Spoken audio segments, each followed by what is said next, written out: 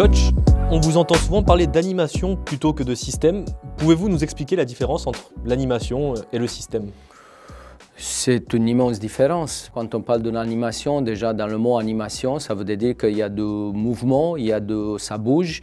Ça veut dire qu'on n'est pas dans des positions figées. Lorsqu'on parle d'un système, c'est juste des positions qu'on met sur un tableau ou sur un terrain. C'est quelque chose de figé, mais ce qui donne vie et puis la particularité d'un système, c'est justement la façon comment il est animé. On peut jouer en 4-3-3 par exemple de plusieurs manières, on peut jouer en 4-4-2 de plusieurs manières. Ça dépend toujours justement de l'animation qu'on y met, des transformations des systèmes, de qu'est-ce qu'on fait lorsqu'on a le ballon, qu'est-ce qu'on fait lorsqu'on n'a pas le ballon. Et là, il y a des sacrées différences. Justement, ça bouge tout le temps. Est-ce que le système, ça existe encore? Je pense que de moins en moins, c'est des positions de départ, mais ensuite, c'est la capacité de l'équipe à interpréter le jeu, à répondre aux problématiques du jeu, aux problématiques que l'adversaire peut poser. Donc je pense qu'on devrait y parler plutôt de quelle animation, quel type d'animation on y met. Justement, au niveau de l'animation, qu'est-ce qui vous a gêné du côté de Monaco lors du dernier derby perdu au Louis II? Je dirais plus le côté individuel, puisqu'ils ont des sacrés bons joueurs et malgré toute l'animation qu'on peut y mettre, le joueur par lui-même, il peut te faire sauter une animation, si on parle d'une animation défensive, ou bien il peut te poser une problématique bien spécifique dès par la qualité individuelle.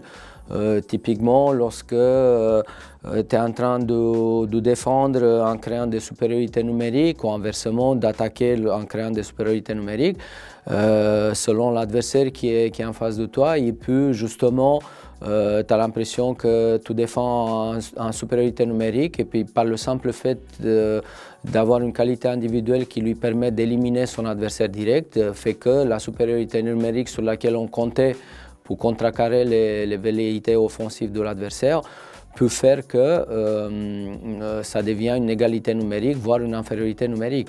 Donc voilà, c'est ça qui nous a gênés terriblement. Si ma mémoire elle est bonne, il y a aussi le fait qu'on était moins bien organisé, je dirais, sur le 12e but qu'on encaisse, sur un coup franc, qu'il aurait fallu être beaucoup plus concentré.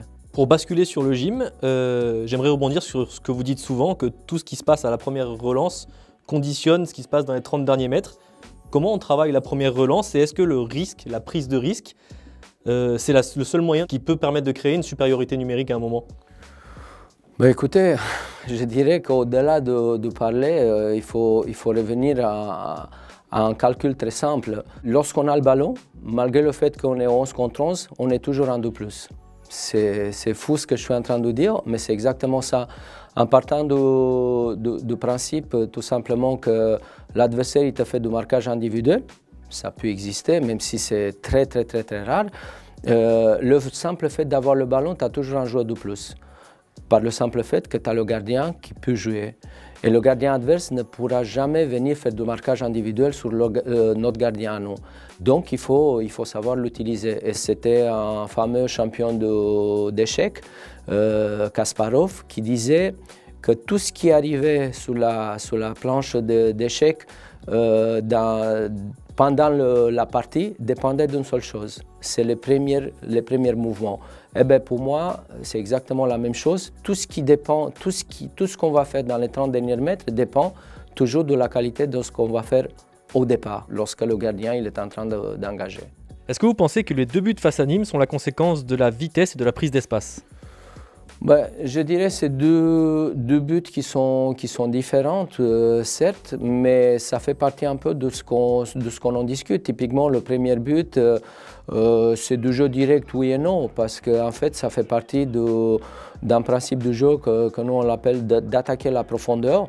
Le jeu, à ce moment-là, demandait justement d'allonger le jeu, mais ça fait partie aussi de notre façon de faire lorsqu'on rencontre des blocs bas. On a besoin justement de ces appels-là pour créer justement encore plus d'espace entre les lignes et pouvoir faire profiter de la supériorité numérique ou de la supériorité de position ou bien de la supériorité individuelle qu'on pourrait y avoir. Mysiane avait apporté beaucoup de vitesse lors de son entrée au stade Louis II à la mi-temps. Est-ce que c'est une chose sur laquelle vous avez particulièrement insisté avec lui? Non, on a tapé ailleurs, dans le sens que Mysiane, c'est un joueur qui a besoin de beaucoup de confiance. On connaît son potentiel, on connaît ses qualités, mais le simple fait de ne pas avoir la confiance nécessaire d'oser, de prendre des risques, ça l'empêchait justement de les exprimer. Donc l'idée avec Mysiane, ça a toujours été de lui témoigner de la confiance, de le mettre en confiance, de lui montrer qu'il compte beaucoup pour l'équipe, pour le club. Et à partir de là, lui, il sait faire toutes ces choses-là. Souvent, je me suis posé ce problème-là, pourquoi le même joueur avec les mêmes qualités, le même profil, les mêmes caractéristiques, dans un contexte où il est en confiance, il peut paraître un joueur très bon, et puis le même joueur mis dans un contexte où ça manque tout simplement de la confiance, on a l'impression que c'est deux joueurs qui sont complètement différents. Et ce qui change, en fait, on ne peut pas changer d'un jour à l'autre. L'humain, il ne peut pas changer comme ça. Qu'est-ce qui change? C'est tout simplement ces caractéristiques-là qui est extrêmement important, c'est la confiance. Si vous deviez citer une clé tactique, un combat à remporter contre Monaco ce lundi, quel serait-il? Ouais, c'est difficile à dire parce qu'il y a plusieurs aspects. Et puis moi, en tant qu'entraîneur, j'ai une vue globale tout en identifiant les détails. Non, écoutez, ça serait, je dirais aussi, sur notre capacité de pouvoir faire mal à cette équipe de Monaco, de la mettre en difficulté et puis surtout de pouvoir lui marquer des buts. Ça peut être une des clés parce que on le sait que les buts qu'on marque, ça fragilise très très vite l'adversaire. On est bien placé par la période qu'on court aujourd'hui, malheureusement. Mais ça peut être quelque chose qui peut les faire douter, en sachant que défensivement, il y a pas mal de failles dans cette équipe de Monaco.